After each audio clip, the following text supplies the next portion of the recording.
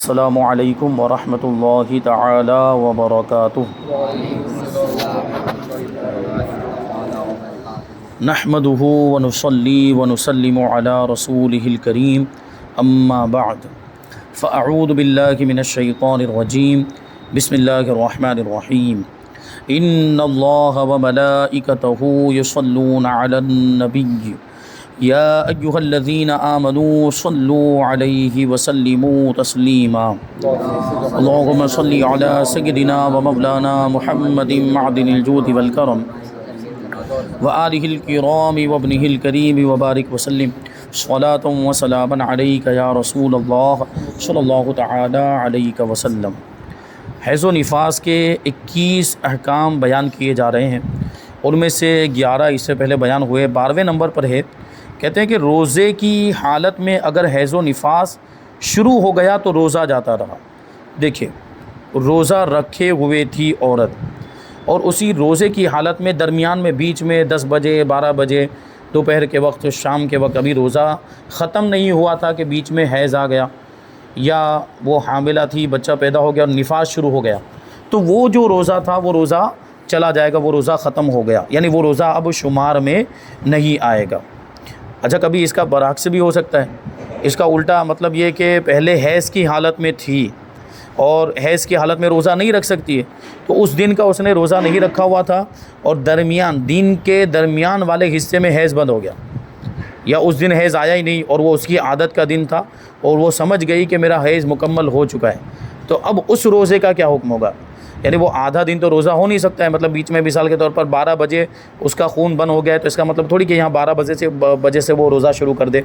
وہ تو ہو ہی نہیں سکتا۔ روزہ تو صبح ہی سے شروع ہوتا ہے، اور وہ پہلے سے بھی نیت نہیں کر سکتی کیونکہ اس کو تھوڑی پتہ تھا کہ بند ہو جائے گا، تو ایسی صورت میں اس روزے کی بھی اس کو قضا کرنی پڑے گی۔ اور دونوں صورتوں میں یہ بیچ میں اگر روزہ رکھا تھا اور بیچ میں حیض آ گیا تو باقی کا دن وہ روزے دار کی طرح ہی گزارے گے۔ یہاں یہ والا جو مسئلہ بیان کر رہے ہیں کہ روزہ رکھے ہوئی تھی، روزے کی حالت میں اگر حیض اور نفاس شروع ہو گیا تو وہ روزہ اگرچہ جاتا رہا، لیکن جو باقی کا دن بچا، جیسے 12 بجے اگر حیض شروع ہو گیا تو جو باقی کا 12 بجے کے بعد کا جو دن ہے شام تک، افطار کے وقت تک، تو وہ پورا جو دن کا جو وقت ہے وہ روزے دار کی طرح گزارے گی، یعنی کھائے گی پیے گی نہیں، لیکن یہ روزہ چلا گیا، اس روزے کی قضا تو اس کو کرنی پڑے گی۔ کہتے ہیں کہ اس کی قضا وہ بعد میں رکھے۔ اگر وہ روزہ فرض تھا تو قضا فرض ہے، اور اگر وہ نفل روزہ تھا تو قضا واجب ہے، کیونکہ نفل کا حکم اگرچہ یہ ہے کہ آپ نہ رکھیں تو کوئی گناہ نہیں۔ نفل عبادت کا یہی معاملہ ہے کہ نفل عبادت اگر شروع ہی نہ کی جائے تو کوئی حرج نہیں، لیکن نفل عبادت شروع کر دینے کی وجہ سے اس کا پورا کرنا واجب ہو جاتا ہے۔ نماز کا بھی یہی حکم ہے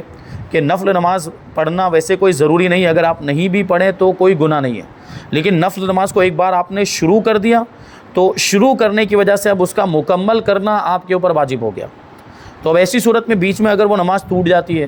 یا اس میں کوئی خرابی آ جاتی ہے، یا وہ فاسد ہو جاتی ہے، یا وہ مکروہ تحریمی ہو جاتی ہے، تو مکروہ تحریمی ہونے کی صورت میں اس کا اعادہ واجب ہوگا، اور فاسد ہونے کی صورت میں اس کی قضا واجب ہوگی،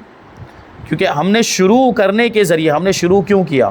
یعنی ہم نے شروع کر کے گویا کہ خود اس نماز کو اپنے اوپر لازم کر لیا، تو اب اس کا پورا کرنا واجب ہو جاتا ہے۔ اگر آپ شروع ہی نہیں کرتے اور نفل نماز کو ویسے پڑھتے ہی نہیں تو کوئی حرج نہیں، تو یہی حکم نفل روزے کا بھی ہے۔ نفل روزہ شروع کر دیا اور بیچ میں روزہ، یہ روزے کے دوران حیض آ گیا یا نفاس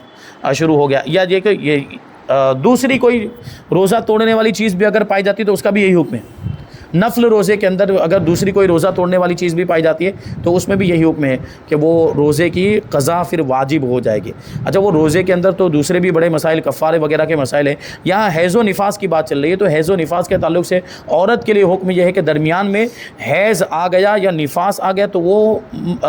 اس نے جان بوجھ کر تو یہ معاملہ کیا نہیں ہے، تو اس میں تو کفارے کا معاملہ ہے ہی نہیں۔ اس میں حیض آ گیا تو یہ تو عذر شرعی ہے، اسی طرح نفاس آ گیا تو یہ بھی عذر شرعی ہے، اس میں کفارہ نہیں ہے، لیکن قضا ضرور ہے۔ رمضان کے جو روزے ہیں وہ ہے فرض، اور اس کے علاوہ کبھی کوئی روزہ رکھ رہی تھی اور اس میں یہ معاملہ ہو گیا، دوسرے دنوں کے اندر روزہ رکھ رہی تھی، نفل روزہ رکھا تھا، تو اس میں بیچ میں حیض آ گیا ہے یا نفاس کا معاملہ ہو گیا تو اس کی قضا واجب ہوگی۔ 13واں حکم، حیض اگر پورے 10 دن پر ختم ہوا تو پاک ہوتے ہی اس سے جماع کرنا جائز ہے، یعنی کیا مطلب ہوا کہ زیادہ سے زیادہ جو مدت ہے حیض کی وہ ہے 10 دن. اب 10 دن پر پورے 10 دن خون آنے کے بعد وہ خون بند ہو گیا, تو اس کا کیا مطلب ہوا کہ اب نہیں آئے گا. اب اگر آئے گا بھی تو وہ استحاضہ ہوگا, کیونکہ 10 دن سے زیادہ جو آئے وہ استحاضہ میں شمار ہوگا, یعنی بیماری کا خون ہوگا. تو استحاضہ میں تو جمع کرنا ویسے بھی جائز ہے, تو پورے 10 دن ہونے پر اگر خون ختم ہوا ہے تو اسے جمع کرنا جائز ہے. جمع کرنا جائز ہے کا کیا مطلب ہوا, یعنی اگرچہ اب تک اس نے غسل نہ کیا ہو پھر بھی جمع اور ہم بستری ہو سکتی ہے, لیکن مستحب یہ ہے کہ نہانے کے بعد ہی صحبت کرے. بہتر تو یہی ہے. یہ کب ہے, جب 10 دن پر وہ خون ختم ہوا ہے. اور اگر 10 دن سے کم میں حیض بند ہو گیا تو جب تک غسل نہ کرے یا وہ وقت نماز جس میں وہ پاک ہوئی ہے وہ نہ گزر جائے, صحبت کرنا جائز نہیں ہے. دیکھیں بات یہ ہے کہ 7 دن پر خون بند ہو گیا ہے تو اب جب تک وہ غسل نہیں کر لیتی وہاں تک اس سے صحبت نہیں کی جا سکتی. اسی طریقے سے اگرچہ چلو غسل نہیں کیا لیکن ایک پوری نماز کا وقت گزر گیا جس وقت میں وہ پاک ہوئی تھی, مثال کے طور پر عصر کے وقت میں وہ پاک ہوئی تھی اور وہ عصر کا پورا وقت گزر گیا, یعنی مغرب کا وقت شروع ہو گیا اور اس نے غسل نہیں کیا, تو ایک وقت کی نماز اس کے ذمے پر لازم ہو گئی, باقی ہو گئی اس کے ذمے پر. اب اس کی قضا لازم ہو گئی کہ وہ عصر کا وقت اس پر گزر گیا, تو اب یہ پورا وقت گزر جانے کے بعد اس سے صحبت کرنا جائز ہو جائے گا. تو یہ بات ذہن میں رکھیں کہ وہ غسل جب تک نہیں کر لیتی, اگر 10 دن سے کم میں خون بند ہوا ہے تو جب تک وہ غسل نہیں کر لیتی وہاں تک اس سے ہم بستری نہیں کی جا سکتی, یا وہ وقت نماز جس میں وہ پاک ہوئی ہے وہ وقت نہ گزر جائے صحبت کرنا جائز نہیں ہے. کیونکہ دیکھیے ابھی یہاں پر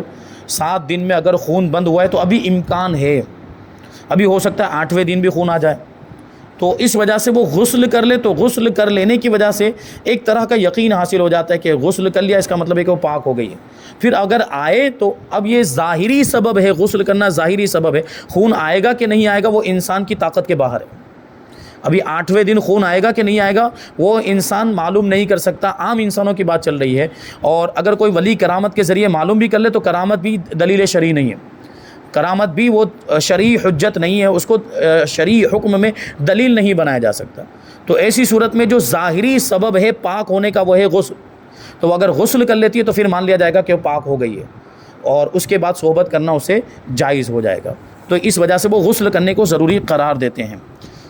15واں حکم, حیض و نفاس کی حالت میں سجدہ تلاوت بھی حرام ہے. سجدہ تلاوت یعنی وہ سجدے والی آیت کتنی ہے, 14 آیتیں پورے قرآن مجید کے اندر, وہ آیت پڑھنے یا سننے کی وجہ سے سجدہ تلاوت واجب ہو جاتا ہے. تو سجدہ تلاوت کے لیے بھی طہارت ضروری ہے, ناپاکی کی حالت میں سجدہ تلاوت نہیں کیا جا سکتا. تو حیض و نفاس والی عورت بھی چونکہ ناپاک ہوتی ہے اس لیے وہ سجدہ تلاوت نہیں کر سکتی, اس حالت میں سجدہ تلاوت کرنا حرام ہے. اور سجدے کی آیت سننے سے اس پر سجدہ واجب بھی نہیں ہوگا. یہ ایک نیا مسئلہ جاننے کے لیے کہ یہ سوال آتا ہے کہ وہ سجدہ تلاوت آیت تلاوت سنے تو سننے سے بھی سجدہ تلاوت واجب ہو جاتا ہے, لیکن اگر وہ ناپاکی کی حالت میں ہے اور اسی حالت میں اس نے آیت سجدہ سنی ہے تو کیا سجدہ واجب ہوگا؟ واجب نہیں ہوگا. یعنی وہ ابھی گویا کہ اس کی اہل ہی نہیں ہے, وہ ناپاکی کی حالت میں ہے, اس وجہ سے اس پر واجب نہیں ہے. یعنی بعد میں کرنا بھی واجب نہیں ہے. ہاں پاکی کی حالت میں سنا تھا, آیت سجدہ کو پاکی کی حالت میں سنا تھا, اب ناپاکی کے ایام آ گئے ہیں تو وہ سجدہ اب نہیں کرے گی. یہ ناپاکی کے ایام گزر جائیں, پاک ہو جائے, اس کے بعد وہ جو سجدہ رہ گیا ہے وہ سجدہ اب کرے گی. 16واں حکم, رات کو سوتے وقت عورت پاک تھی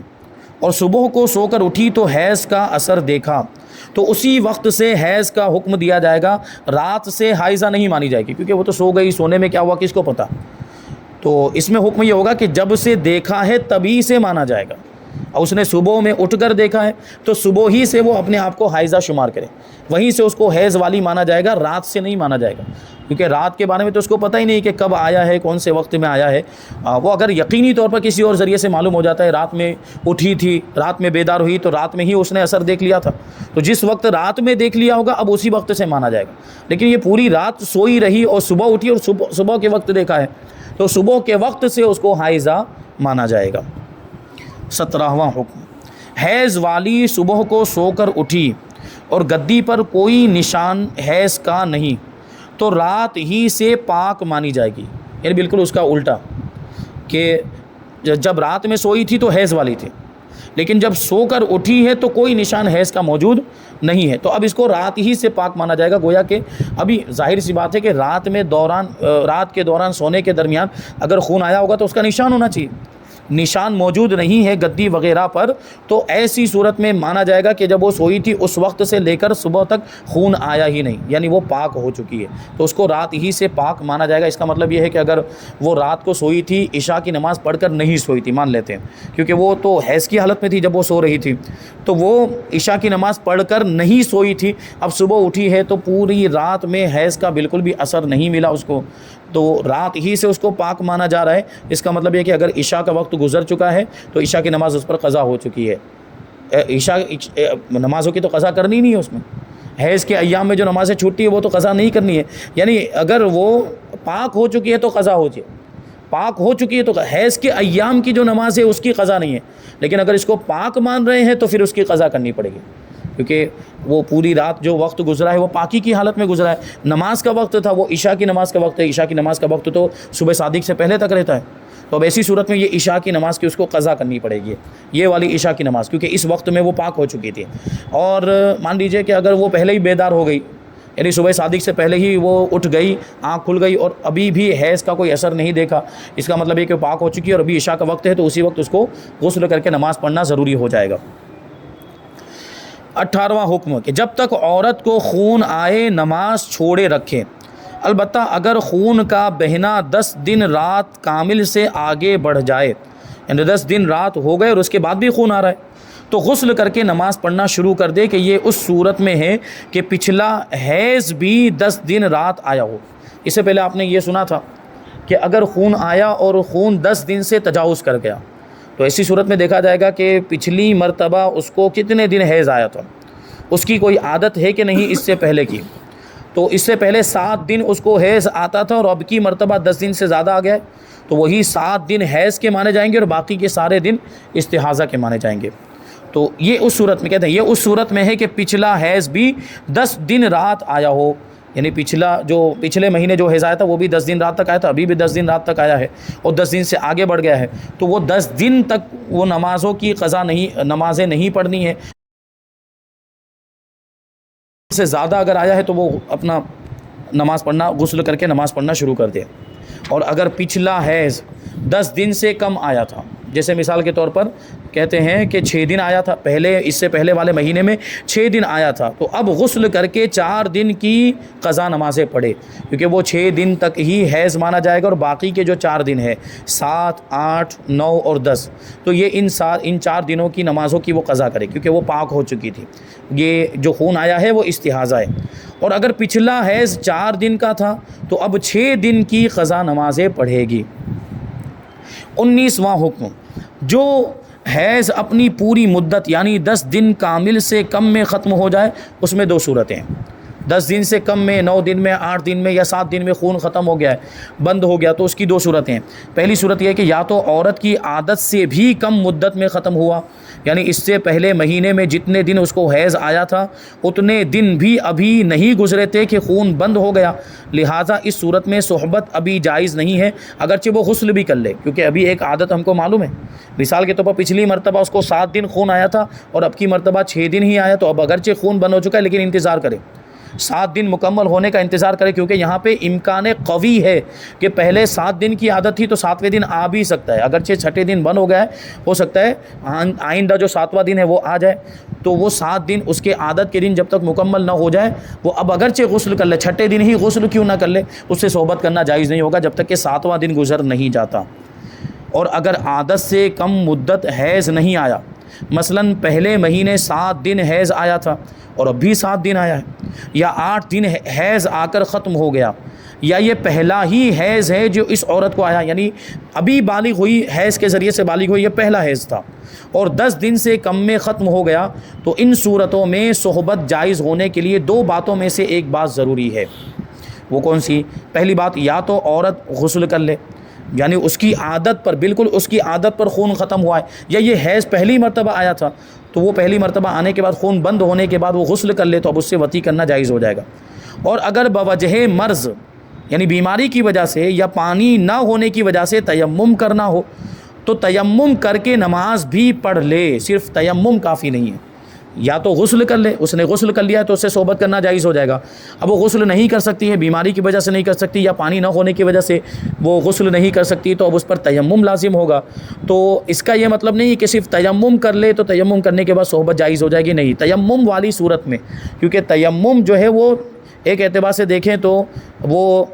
غسل کا خلیفہ ہے یا وضو کا خلیفہ ہے۔ اصل تو وضو یا غسل ہی ہے، وہ تو نہیں ہو پا رہا یہاں پر، تو اس وجہ سے یہاں پر ضرورتاً اس کو طہارت مانا گیا ہے، پانی نہ ہونے کی ضرورت کی وجہ سے اس کو طہارت مانا گیا، پاکی مانا گیا ہے۔ تو اس لیے یہاں پر کہتے ہیں کہ وہ تیمم کرنے کے بعد نماز بھی پڑھ لے، تیمم کیا اور ساتھ میں نماز بھی پڑھ لی تو اب اس سے صحبت کرنا جائز ہو جائے گا۔ یہ ایک بات ہوئی۔ اور دوسری بات یہ کہ یا تو عورت غسل نہ کرے تو اتنا ہو کہ اس عورت پر کوئی نماز فرض ہو جائے۔ فرض ہو جائے کا کیا مطلب ہوا؟ یعنی نماز پنجگانہ میں سے کسی نماز کا وقت گزر جائے جس میں کم سے کم اس نے اتنا وقت پایا ہو جس میں وہ نہا کر سر سے پاؤں تک ایک چادر اوڑھ کر تکبیر تحریمہ کہہ سکتی ہو، تو اس صورت میں بغیر طہارت یعنی غسل کے بغیر بھی اس سے صحبت جائز ہو جائے گی۔ جیسے میں سمجھاؤں آپ کو کہ وہ پاک ہوئی، مثال کے طور پر ظہر کا وقت تھا، وہ ظہر کے وقت میں پاک ہوئی اور ابھی ظہر کا وقت صرف تھوڑا اور زیادہ مان کے چلیں، صرف 15 منٹ باقی ہے، ظہر کے وقت میں صرف 15 منٹ باقی۔ جیسے مثال کے طور پر ابھی جو ظہر کا وقت ہے وہ 5:05 پہ ختم ہو رہا ہے، اور یہ جو پاک ہوئی ہے وہ 4:50 پہ پاک ہوئی ہے۔ ابھی یہ غسل کرنے جائے گی تو کم سے کم 10 منٹ اس کو مان کے چلیں کہ 10 منٹ اس کو غسل کرنے میں لگیں گے، اور وہ 5 منٹ غسل کرنے کے بعد، وہ کپڑا پہننے کے بعد وہ 5 منٹ اس کو اور ملیں گے، اور اس 5 منٹ کے اندر نماز پڑھی جا سکتی ہے۔ تو 5 منٹ کے اندر یہ اتنا وقت اس کو مل گیا کہ نماز کے آخری وقت میں سے اس کو اتنا وقت مل گیا کہ وہ غسل کر کے کم سے کم تکبیر تحریمہ کہہ سکتی ہو۔ اگر 5 منٹ ملے تو پوری نماز پڑھی جا سکتی ہے، فرض نماز کی بات چل وہ پوری 4 رکعت پڑھی جا سکتی ہے۔ یہ تو فرما رہے ہیں کہ اگر تکبیر تحریمہ کہنے جتنا بھی وقت مل گیا اس کو، تکبیر تحریمہ کہنے جتنا بھی وقت مل گیا، جیسے مثال کے طور پر ابھی وہ غسل کر کے آئی اور ابھی اس نے وقت چیک کیا تو ابھی بھی 1 منٹ باقی تھا، تو وہ اس میں تکبیر تحریمہ تو کہہ ہی سکتی ہے، 1 منٹ باقی ہے تو تکبیر تحریمہ تو اس میں ہو ہی جائے گی، تو وہ نماز اس کے اوپر فرض ہو گئی۔ اب اگرچہ اس نے نہیں پڑھی ہے، اب اگرچہ اس وقت میں اس نے پڑھی نہیں ہے، لیکن وہ نماز اس پر فرض ہو چکی ہے، تو اس نماز کے فرض ہو جانے کی وجہ سے اب اسے صحبت کرنا جائز ہو جائے گا۔ 20واں حکم، نفاس میں خون جاری ہوتا ہے، اس میں حیض میں جس طریقے سے خون آتا ہے اس میں بھی خون آتا ہے، اگر پانی جاری ہو تو وہ کوئی چیز نہیں، یعنی خون کی جگہ پہ سفید پانی نکل رہا ہے تو وہ نفاس نہیں ہے۔ لہٰذا 40 دن کے اندر جب بھی خون لوٹے گا، شروع ولادت سے ختم خون تک سب دن نفاس ہی کے گنے جائیں گے۔ جو دن بیچ میں خون نہ آنے کی وجہ سے خالی رہ گئے وہ بھی نفاس ہی میں شمار ہوں گے۔ یہ بات پہلے آ چکی ہے۔ مثلا بچے کی ولادت کے بعد 2 منٹ تک خون آ کر بند ہو گیا، عورت نے طہارت کا گمان کر کے غسل کر لیا اور نماز روزہ وغیرہ ادا کرتی رہی، مگر 40 دن پورے ہونے میں ابھی 2 منٹ باقی تھے کہ پھر خون آ گیا، تو یہ سارے دن نفاس ہی کے ٹھہریں گے، اور بیچ میں جو اس نے نمازیں پڑھی ہیں وہ نمازیں بیکار گئیں۔ فرض یا واجب روزے یا اگلی قضا نمازیں جتنی پڑھی ہوں گی انہیں وہ پھر سے پھیرے، یعنی دوبارہ اس کو پڑھنا پڑے گا، کہ اس میں وہ ناپاکی کی حالت میں ہی تھی، یعنی اس نے اپنے اعتبار سے گمان کر لیا تھا خون بند ہو جانے کی وجہ سے کہ وہ پاک ہو چکی ہے، اس نے غسل بھی کر لیا تھا، لیکن 40 دن پورے ہونے سے پہلے دوبارہ خون آ گیا ہے، تو ایسی صورت میں یہ پورے کے پورے 40 دن یا 39 دن جتنے دن بھی وہ دوبارہ لوٹا ہے خون، جس دن میں بھی وہ لوٹا ہے، یہ پورے دن بیچ کے بھی وہ سارے دن جن دنوں میں خون نہیں آیا ہے وہ بھی پھر نفاس میں شمار ہوں گے۔ تو بیچ میں اگر نمازیں وغیرہ پڑھی ہیں وہ نمازیں شمار میں نہیں آئیں گے۔ 21واں حکم، فرماتے ہیں حیض والی عورت کے ہاتھ کا پکا ہوا کھانا بھی جائز ہے اور اسے اپنے ساتھ کھانا کھلانا بھی جائز ہے۔ ان باتوں سے احتراز اور اجتناب، یعنی ایسی باتوں سے بچنا، یہ یہود اور مجوس کا مسئلہ ہے کہ وہ ایسا کرتے ہیں، جو اس سے پہلے بتایا کہ وہ بالکل ایک دم اس کو ناپاک سمجھتے ہیں اور اس کو ساتھ میں کھلانا بھی گوارا نہیں کرتے، اس کو ساتھ میں بٹھانا بھی گوارا نہیں کرتے، اور اس کے ہاتھ کا پکا ہوا کھانا بھی نہیں کھاتے۔ تو یہ مجوسیوں کا، یہودیوں کا طریقہ ہے، اور اسلام کا یہ طریقہ نہیں ہے۔ اس کے ہاتھ میں تو کوئی نجاست نہیں ہے، وہ کھانا پکا سکتی ہے اور اس کا کھانا، وہ پکایا ہوا کھانا کھایا بھی جا سکتا ہے۔ وہ عام دنوں میں تو ہمارے یہاں پہ اتنا وہ نہیں ہے کہ عام دنوں میں جو کھانا بناتی ہے اس میں اتنا وہ نہیں سمجھا جاتا، اس میں اجتناب اور پرہیز نہیں کیا جاتا۔ ہمارے یہاں پہ جو ایک سوال آتا ہے عام طور پر وہ نیاز کے کھانے کے بارے میں آتا ہے، کہ حیض والی عورت نیاز کا کھانا بنا سکتی کہ نہیں بنا سکتی، تو جس طرح وہ دوسرا کھانا بنا سکتی ہے وہ نیاز کا کھانا بھی بنا سکتی ہے، اس میں بھی کوئی حرج نہیں ہے، وہ نیاز بھی بنا سکتی ہے اور وہ نیاز پر فاتحہ بھی دیا جا سکتا ہے، یعنی وہ عورت فاتحہ نہیں دے سکتی، وہ ناپاکی کی حالت میں آیتیں اس میں پڑھی جاتی، کوئی دوسرا فاتحہ دے دے اس کو کھایا جا سکتا ہے، کوئی حرج نہیں ہے۔ تو یہاں پر یہ حیض و نفاس کے جو 21 احکام تھے وہ مکمل ہوئے۔ اس کے بعد حیض و نفاس کی حالت میں اگر کوئی معلمہ ہے، یعنی کوئی خاتون، کوئی عورت ایسی جو پڑھاتی ہے، قرآن پڑھاتی ہے، تو وہ قرآن کی تلاوت کر سکتی کہ نہیں کر سکتی، کیونکہ حیض و نفاس کی حالت میں ابھی آپ نے سنا اس سے پہلے کہ قرآن کی تلاوت کرنا حرام ہے، ناپاکی کی حالت میں قرآن کی تلاوت نہیں کی جا سکتی۔ اسی طریقے سے حیض کی حالت میں عورت قرآن کی تلاوت سن سکتی ہے کہ نہیں، پڑھنا تو ہم نے جانا، ابھی معلمہ کے کچھ مخصوص مسائل ہیں، پڑھانے والی اگر کوئی خاتون ہے تو اس کے کچھ مخصوص مسائل ہیں، اس کو بیان کریں گے، اور قرآن کو اس حالت میں سننا کیسا ہے، اور وقت نماز شروع ہونے کے بعد اگر عورت کو حیض آ جائے تو اس کا کیا حکم ہوگا، اور عورت کے مخصوص ایام میں فرض طواف کا کیا حکم ہوگا۔ میں نے وہ عمرے کے تعلق سے تو بتایا تھا کہ عمرے میں تو انتظار کیا جا سکتا ہے، لیکن حج کے اندر وہ جو طواف زیارت ہے جس کو طواف فرض کہا جاتا ہے، اس کا تو دن خاص ہوتا ہے،